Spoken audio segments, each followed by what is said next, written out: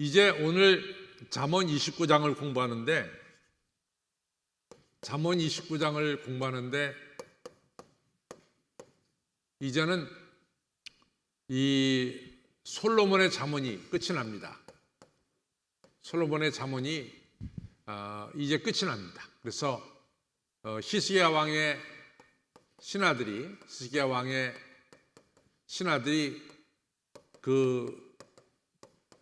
같이 수집한 제2부 이 잠언도 25장서부터 29장인데 이것도 오늘 29장 하면서 끝이 납니다. 그다음에 잠언은 이제 솔로몬의 잠언은 끝나고 이제 30장, 31장 두 개만 남겨두고 우리가 잠언을 그치게 됐습니다. 오늘 잠언은 이 왕의 통치에 대해서 왕이 뭘 기반으로 통치하느냐 이것이 이제 중요한데 우리가 신명기 17장에 가서 보면은 이스라엘의 왕이 어떻게 왕이 되느냐, 왕이 할 일이 뭐냐 이것에 대해서 신명기 17장에 자세히 나옵니다. 그래서 신명기 17장을 좀 한번 보겠습니다. 신명기 17장을 보면은 신명기 17장입니다. 보겠습니다.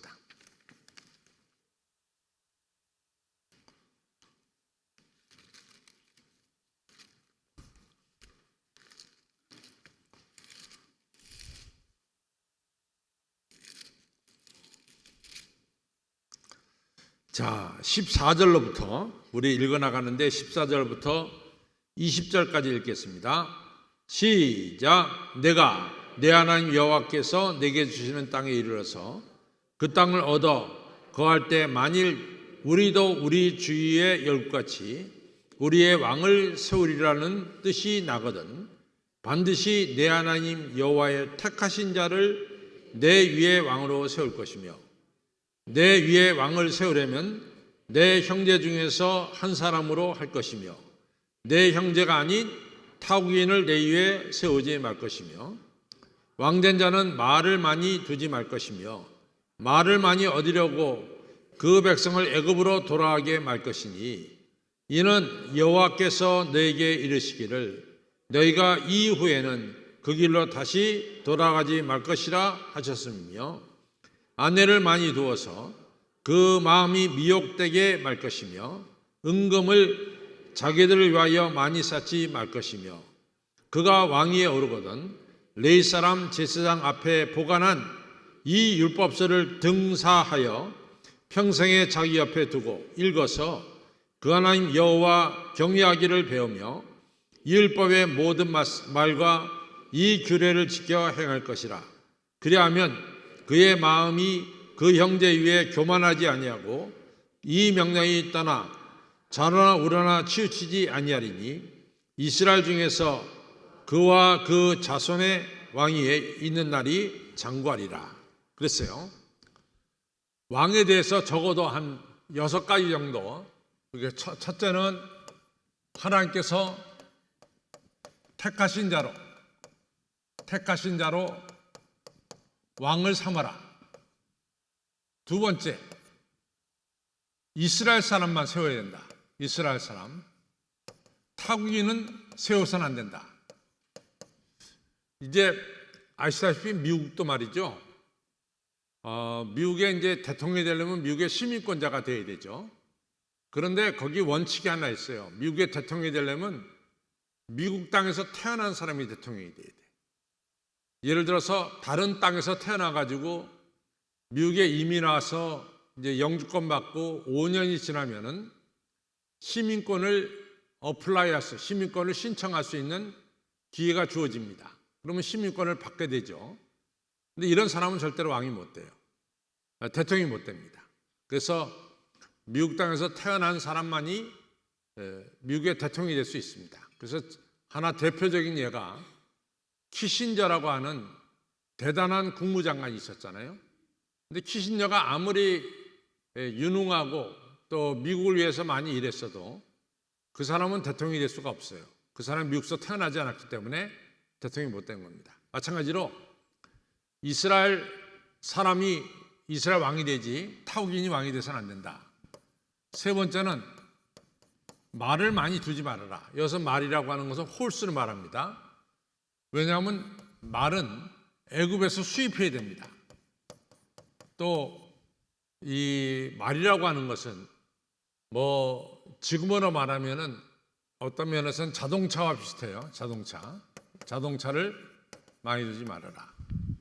네 번째, 부인을 많이 두지 말아라. 부인은 우리가 잘 안 대로 솔로몬의 실패가 부인을 많이 둬서 실패한 거죠. 다섯 번째는 뭐냐? 은금을 많이 쌓아두지 말아라. 은금을. 그 다음에 여섯 번째가 뭐냐? 레위 사람이 가지고 있는 율법책을 등사해서, 등사란 말이 참 오래간만에 듣습니다. 옛날에 우리가 등사한다 그랬죠. 등사는 복사하는 거예요. 복사해서 네 옆에 두고 항상 읽어서 나를 갖다가 하나님을 경외하는, 그 다음에 백성을 올바르게 통치하는 왕이 되어라. 이것이 신명기 17장에 나오는 왕이 할 일입니다. 왕은 하나님께서 택하신 자가 왕이 되어야 되고, 또 이스라엘 사람이 왕이 되어야 되고, 말을 많이 두면 안 되고, 또 부인도 많이 두면 안 되고, 은금도 많이 쌓아두면 안 되고, 그리고 중요한 것은 율법책을 등사해서 항상 율법책에 기록된 대로 나라를 통치하라, 이런 말씀입니다. 자, 바로 잠언 29장은 이러한 중요한 것이 들어있죠. 그래서 우리 잠언 29장을 이제부터 살펴보겠습니다. 잠언 29장을 살펴보겠습니다. 첫 번째 읽습니다. 자주 책망을 받으면서도 목이 고든 사람은 갑자기 패망을 당하고 피하지 못하리라. 그러니까 여러 번 교훈받고 책망받아도 목이 고든 사람, 교만한 사람은 이 책망을 받지 않죠. 교훈을 받지 않죠. 이 교훈을 받지 않는 사람은 갑자기 이같이 패망당하고 죽임을 당한다. 2절, 의인이 많아지면, 올바른 사람 많아지면 백성이 즐거워하고, 여기서 의인은 올바르게 통치하는 왕이죠. 의인이 많아지면 백성이 즐거워하고, 악인이, 악한 자, 하나님을 대적하는 자가 권세를 잡으면은 이 사람은 패역해서 백성들에게 많은 일을 시키고 세금을 걷어들이며 이러면서 백성이 탄식하느니라. 3절, 지혜를 사모하는 자는 아비를 즐겁게 하여도 창기를 사귀는 자는 재물이 없으느니라. 항상 우리가 잠언 지금까지 공부하면서 우리 자녀들이 하나님의 지혜를 사모하는 자와 창기를 사귀는 자 대조적으로 얘기하고 있습니다. 지혜, 하나님 말씀을 사모하는 자는 아비를 즐겁게 하고 세상 즐거움에 빠지는 자는 재물을 다 없이 하느니라. 네 번째, 왕은 공의로 나라를 경고케 하나, 왕은 공의로 나라를 다스릴 때 경고케 하나, 백성들에게 뇌물을 억지로 내게 하는 악한 왕은 나라를 멸망시키느니라. 그래서 분명한 대조를 보이고 있습니다. 자, 5절에 가겠습니다. 이웃에게 아첨하는 것은 그의 발 앞에 그물을 치는 것이니라. 사탕 발림으로 이웃을 막 칭찬하고 이웃에게 아첨하는 것은 바로 그 발 앞에 웅덩이를 파고 그물을 치는 자와 같다. 그런데 6절 같이 읽어보면은 악인, 여기서 악인이 나와요. 악인은 이웃에게 아첨하는 것이 악인입니다. 악인이 범죄하는 것은 스스로 상대방이 그 그물에 빠지도록 그물을 쳤는데, 악인이 범죄하는 것은 스스로 올무가 되게 하는 것이 의인은 이 악인이 망하는 것을 보고, 의인은 악인이 망하는 것을 보고 노래하고 기뻐하느니라. 악인이 범죄해서 스스로 올무를 치는 것, 우리가 에스더서에서 볼 수 있죠. 에스더서에서 악인은 누굽니까? 하만이죠. 하만이 모르드게를 잡으려고 장대를 걸었는데 그 장대에 자기가 달려서 죽죠. 7절, 의인은, 올바른 사람은 가난한 자의 사정을 알아줍니다. 그러나 악인은 알아줄 지식이 없느니라. 의인은 정말로 배고프고 가난한 사람의 사정을 알아줍니다. 반면에 악인은 알아줄 지식이 없느니라. 저는 7절을 보면서 누가 생각이 났냐면은 누가복음 16장에 나오는 부자와 거지 나사로의 생각이 났습니다. 그때 부자의 죄는 뭐라 그랬어요? 무관심이 죄라 그랬어요. 부자의 죄는 하나님에 대해서도 무관심하고 또 자기 앞에 있는 그 가난한 자 바로 나사로에 대해서도 무관심하고 또 미래에 대해서 무관심했습니다. 그래서 악인은 알아줄 지식이 가난한 사람을 알아줄 지식이 없느니라. 여기서 모반한 자는 뭐냐? 오만한 자를 가리킵니다. 이 오만한 자는 성읍을 요란케 하여도 슬기로운 자는 노를 그치게 하느니라. 그래서 오만한 자는 이리저리 얘기하면서 성을 요란하게 만듭니다. 성에 잠깐 분란을 일으키죠. 그러나 슬기로운 자는 그 분란을 그치게 하느니라. 이렇게 말씀하고 있습니다.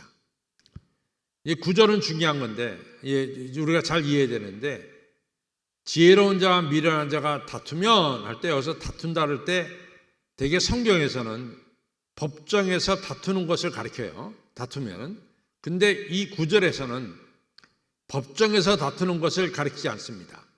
지혜로운 자와 미련한 자가 법정이 아닌 다른 것에서 다투면은 지혜로운 자가 노하든지 웃든지 그 다툼이 그침이 없느니라. 그래서 지혜로운 자가 이 미련한 자에게 너 이런 거는 잘못된 거 아니야? 이렇게 얘기하면은 미련한 자가 그것을 받느냐? 절대로 받지 않는다는 거죠. 미련한 자는 오히려 지혜로운 자가 이러쿵저러쿵 얘기할 때 오히려 그 지혜로운 자를 갖다가 조롱하고 비웃고 이런다는 거죠. 그래서 이 지혜로운 자가 결국은 화를 낼 수밖에 없는 그러한 자리에 이르는데 그렇기 때문에 그 다툼이 그침이 없느니라 그랬어요. 그러니까 중요한 것은 지혜로운 자와 미련한 자가 다투지 말아라. 결론은 겁니다. 지혜로운 자는 미련한 자와 다투지 말아라. 이것이 결론입니다. 그래서 여러분들 모세가 아시다시피 자기 동족들이 싸울 때 싸우지 말아라. 그랬더니 그 동족이 뭐라 하면 네가 언제부터 우리의 지도자가 됐느냐 이러면서 어제는 네가 애굽 사람을 죽이더니 오늘 우리를 죽이려고 하느냐 이러면서 모세를 갖다 공격했어요.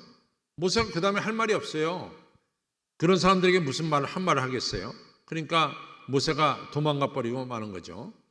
10절 피 흘리기를 좋아하는 자는 온전한 자를 미워하고 정직한 자의 생명을 찾느니라. 남을 자꾸만 죽이고 남에게 피해를 주고 쓸데없이 다른 사람을 죽이는 자는 그것이 잘못됐다는 것을 갖다가 지적하는 온전한 자, 정직한 자, 그 생명을 찾는 거죠. 그래서 아합과 이세벨이 이 엘리야를 죽이려고 얼마나 애를 썼습니까? 아합과 이세벨이 피 흘리기를 좋아하는 자, 잘못된 자죠. 그래서 이 나봇이라는 포도원 주인도 죽였죠. 이런 사람은 남의 피를 흘리는 자는 온전한 자, 정직한 자의 생명을 찾습니다. 왜냐하면 그분들이 바르게 이야기하니까 그 얘기를 못하도록 죽이는 거죠. 11절 어리석은 자는 그 노를 다 드러내어도 지혜로운 자는 그 노를 억제하느니라. 여기서 이 분노를 말합니다. 어리석은 자는 분노를 다 드러내고 지혜로운 자는 그 분노를 다 억제한다. 그래서 지혜로운 자는 분노를 억제하는 자가 지혜로운 자입니다. 그 다음에 12절 여기서 관원은 왕을 가리키는데 이 관원이 거짓말을 신청하면 그러니까 관원이 거짓말을 신청하는 것 갖다가 관원이 거짓말하는 것 갖다가 왕이 받아주면은 그 다음에는 그 모든 부하가 다 뭡니까? 거짓말하는 악인이 된다 이거죠. 그러니까 왕은 거짓말하는 관원을 받아들이면 안 됩니다. 거짓말하는 관원을 받아들이면 안 됩니다. 거짓말하는 관원을 받아들이면 우리 왕은 거짓말도 다 받네. 그러니까 다 하인들도 다 악하게 된다. 그런 말입니다. 그 다음에 이제 13절에 가난한 자와 포악한 자, 정반대죠. 가난한 자는 돈도 없고 힘도 없고 어려운 사람이 가난한 자입니다. 반대로 포악한 자는 힘도 있고 권력도 있고 돈도 있습니다. 우리 사회에는 가난한 자와 포악한 자가 다 섞여 살게 되어 있습니다. 가난한 자, 포악한 자, 부자지만 악한 자, 다 함께 살고 있어요. 양극화죠. 그런데 하나님께서는 가난한 자도 돌보시고 포악한 자도 다 쳐다보신다 라고 하는 사실이에요. 하나님은 양극화된 세상, 포악한 자와 가난한 자 다 하나님은 빛을 비춰주시고 돌보신다는 뜻을 우리가 알 수 있습니다. 14절 왕이 가난한 자를 성실히 신원하면, 왕이 가난한 자를 잘 보살펴 주면은 그 위가, 그 왕위가 영원히 견고하리라. 그래서 왕은 가난한 자를 잘 보살펴 줘야 된다라고 하는 사실입니다. 15절 채찍과 꾸지람이 지혜를 주거늘. 채찍과 꾸지람이 이 정직한 교훈입니다. 우리가 채찍과 꾸지람이 미워서 하는 것이 아니라 그 사람을 사랑하기 때문에 채찍과 꾸지람을 우리가 자녀에게 베풀죠. 그때 그것은 지혜를 주거늘. 이무려 그런 거 없이, 채찍과 꾸지람 없이 자식을 내버려 두면은 결국 그 자식은 어미를 욕되게 하느니라. 그래서 이제 15절에서는 조금 특별한 게 나오는 게 뭐냐면 어머니에 대해서 나와요. 지금까지는 다 아버지가 말합니다. 아버지가 자식을 채찍과 꾸지람으로 이같이 가르쳐야 된다 이렇게 말했는데, 이번 잠언 29장 15절에서는 어머니가 나옵니다. 그래서 자식을 키우는 것은 아버지, 어머니가 공이 다 책임이 있다. 아버지, 어머니가 다 자식을 올바르게 키워야 될 책임이 있다. 그 다음에 16절 악인이 많아지면 죄도 많아지라니 의인은 그들의 망함을 보리라. 악이 많아지면 당연히 죄도 많죠. 그러나 의인은 이 악인들이 결국 망하는 것을 보게 된다라고 하는 사실이죠. 그 다음에 이제 17절 보겠습니다. 17절 보면은 내 자식을 징계하라. 그리하면 그가 너를 평안하게 했고 또 내 마음에 기쁨을 주리라. 그러니까 요즘 이제 이 잠언을 공부하면서 가장 오늘 우리 시대에 부닥치고 있는 게 이 자녀 교육이에요. 우리 시대에 부닥치고 있는 게. 왜냐면은 저희들이 이제 자라날 때는 선생님한테 야단 맞고 또 부모님한테 야단 맞는 것이 너무나 당연했습니다. 우리는 이가 잘못된 거 있으면 부모님에게 야단을 맞아야 되고, 잘못된 거 있으면 선생님한테 야단을 맞아야 된다, 이렇게 생각하고 있는데, 요즘은 선생님도 애들을 이 야단치면은 이것이 이제 어떻게 이 네이밍, 이름이 붙여지냐면 이 학생들을 갖다가 학대한다, 이 학대라는 이름으로 붙여져요. 또 부모가 자식을 조금 야단을 치면 부모가 자식을 학대한다, 이렇게 이제 요즘에는 그게 통하기 때문에 지금 잠언을 준비하면서 가장 부닥치는 게 뭐냐, 잠언에서는 끊임없이 자식을 갖다가 꾸지람과 채찍으로 훈계하라. 그래야 그 자식이 이같이 부모님의 기쁨이 되고 또 이 땅에서 귀한 인물이 된다라고 이제 잠언은 계속해서 이야기하는데, 오늘 우리 시대에는 이 자식을 갖다가 꾸지람과 채찍으로 이렇게 하지 말고 좋은 말로 격려해서 좋은 말로 가르쳐야 된다. 이것이 이제 요즘에 이제 되게 이제 교육 방법인데, 하여간 자문하고 그런 면에서 지금 부딪히고 있습니다.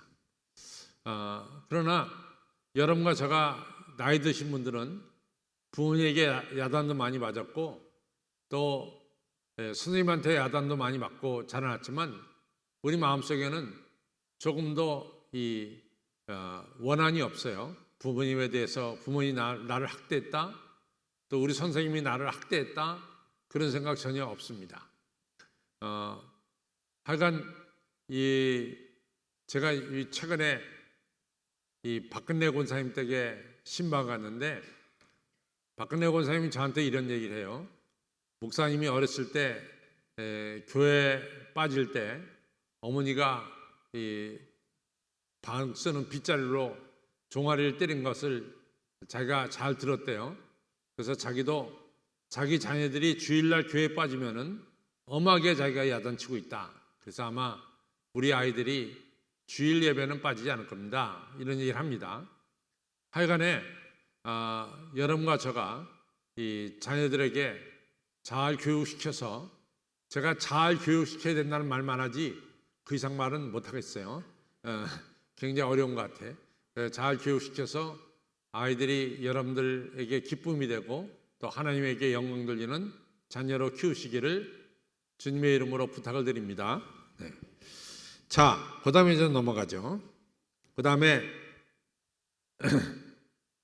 그 17절에 내 자식을 징계하라. 그리하면 그가 너를 평안하게 했고 또 내 마음에 기쁨을 주리라. 여기서 18절을 보면 묵시가 없으면, 다시 말해서 하나님의 가르침과 율법이 없으면은 백성이 방자에 행하거니와 율법을 지키는 자는 복이 있느니라. 이렇게 말씀하고 있습니다. 여러분들, 묵시가 없으면 백성이 방자에 행한다, 이 말씀을 생각할 때 떠오르는 게 뭡니까? 사사기죠. 사사기의 맨 끝이 뭡니까? 그때 왕이 없으므로 제 소견대로 자기들이 살았다. 그래서 사사기는 이 사회가 질서가 엉망이 되는 거죠. 마찬가지로 하나님 말씀이 없으면 백성은 방자하게 행동합니다. 질서가 없어집니다. 그러나 율법을 지키는 자는 복이 있느니라. 19절, 좋은 말로만 하면 고치지 아니하나니 이는 그가 알고도 청정치 아니함이라. 그러니까 여기서도 요즘 우리의 가르침하고 좀 달라지죠. 좋은 말, 잠깐 좋은 말만 하면 안 고쳐진다 이거죠. 알고도 청정치 않는다, 그 말이죠. 그래서 잠언에서는 꾸지람과 채찍은 필요하다, 이렇게 이제 말씀하고 있습니다. 20절에 내가 언어의 조급한 사람을 보느냐? 이 사람 뭐냐? 말부터 먼저 하는 거예요. 말부터. 우리가 살면서 말부터 많이 하는 사람 많이 봅니다. 말부터 많이 하는 사람. 우리 교회도 제가 맨 처음에 왔을 때 어떤 분은 저한테, 목사님 50억이 됐습니까? 50억 금세.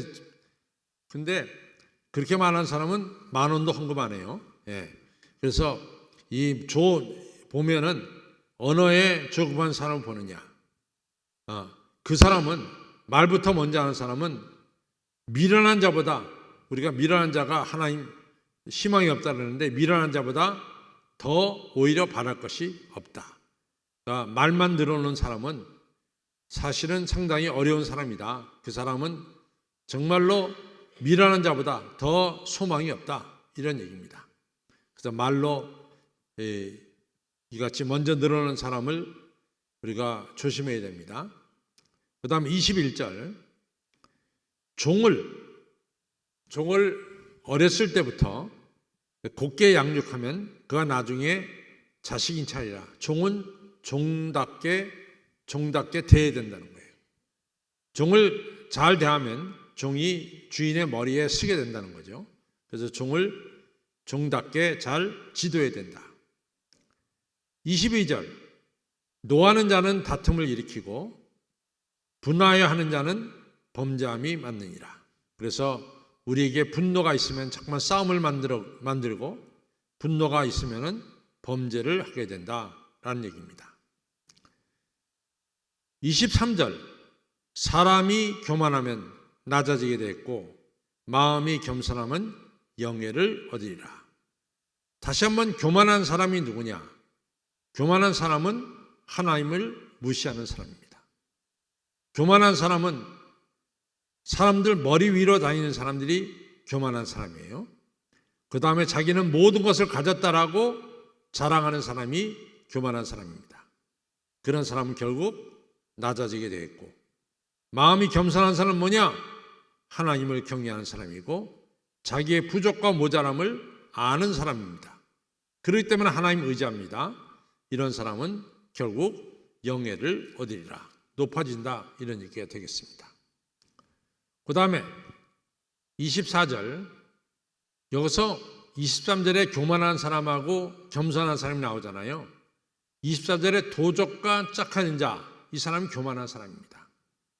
도적이라고 하는 것은 남의 것을 이같이 몰래 뺏는 사람들이죠. 이 교만한 사람은 도적과 짝하는 자를 교만한 사람입니다. 그런 사람은 자기 영혼을 미워하는 자라. 왜냐하면 결국은 심판받기 때문에 자기 영혼을 미워하는 자다. 교만한 사람은 그는 맹세함을 들어도, 잘못된 이야기를 들어도 직고하지 아니하니라. 잘못된 이야기를 말하지 않는 거예요. 잘못된 이야기는 잘못됐다고 얘기해야 되는데 그걸 갖다가 말하지 않는 겁니다. 그래서 23절 24절에 연결돼서 교만한 사람은 도적과 짝하는 사람입니다. 25절 사람을 두려워하면 올무에 걸리게 되거니와 여호와를 의지하는 자는 안전하리라. 이거는 25절은 법정에서 하는 얘기입니다. 법정에서 사람을 두려워해서 함부로 두려워해서 진실을 이야기하지 않으면 결국 그 사람은 올무에 걸리게 된다는 거죠. 아이고, 나 저 사람이 무서워서 나는 진리를 말할 수 없어?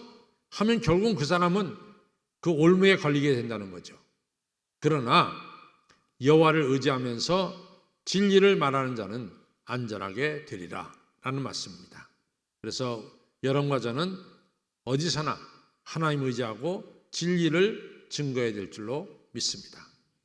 26절 주권자, 여기 왕이죠. 왕에게 은혜를 구하는 자가 많습니다. 아유, 왕이여 나를 이걸 도와주세요. 왕이여 저것을 도와주세요. 왕이여 은혜를 베풀어 주셔서, 이런 이야기를 많이 합니다.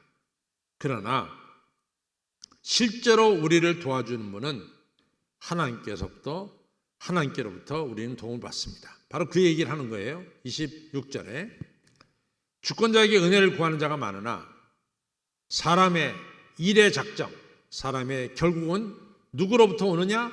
하나님께로부터 온다. 결국 하나님이 우리를 도와주신다라고 하는 얘기입니다. 그 다음에 27절 불의한 자는 의인에게 미움을 받고 정직한 자는 악인에게 미움을 받느니라. 여기서 의인과 불의한 자와 의인, 정직한 자, 악인 섞일 수가 없어요. 중간지대가 없습니다. 여러분과 저는 이 말씀 뭐냐? 27절은 차든지 덥든지 둘 중에 하나밖에 안 되는 거지, 의인도 아니고 또 불의한 자도 아니고 또 악인도 아니고 또 정직한 자도 아닌 이런 회색은 없다는 거예요. 27절은 우리가 정직한 자가 되든지 의인이 되든지 아니면 악인이 되든지 아니면 불의한 자가 되든지 이렇게 나눠지는 거지, 이것이 섞여 있는 것은 없다는 거죠. 여러분과 저는 둘 중에 하나를 선택해야 됩니다.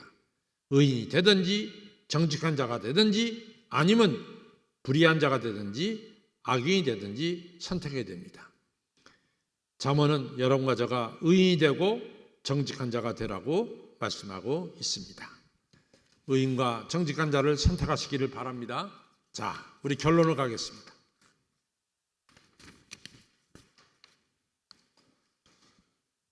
결론 우리 같이 있습니다. 시작. 지도자는 하나님 말씀대로 세상을 통치해야 합니다. 또한 가정의 부모님도 하나님 말씀대로 자녀를 양육해야 합니다.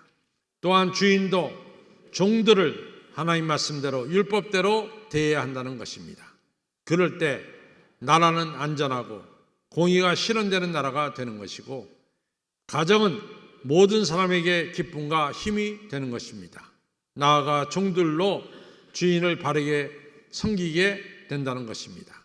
성도 여러분, 하나님께서 우리에게 주신 토라, 율법을 듣고 지키고 순종하는 자가 되어서 땅에서 잘되고 하나님을 영화롭게 하는 자가 되시기를 바랍니다. 그리고 들어와도 나가도 하나님의 복을 받는 성도님들이 되시기를 주님의 이름으로 축원합니다.